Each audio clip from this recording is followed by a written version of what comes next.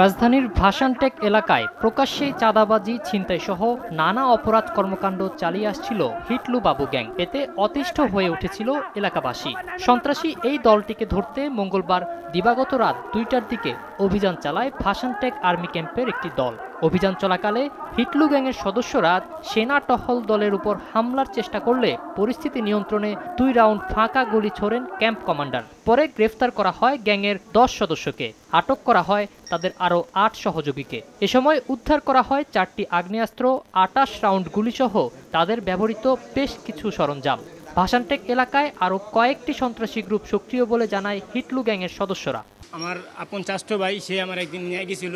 ছোট থেকে চিন্তাম, আমি লাইলা বেলা বড় করছি, হেরাই করছি, বুঝেন, অন্য কেউ উত্তর করেন। কয়েকদিন ধরে তাদের সাথে চলাফেরা, কিন্তু আমি তাদের সাথে থাকতাম না। ওয়েদারটা অন্যরকম। ওই এলাকায় থাকতে থাকতে চলতেই গ্যাঞ্জাম ফ্যাসাদ দিয়ে আজকে এই পর্যন্ত চলা। সহজল হলো সুজনের ভাই, দল হলো মেন বাবলু।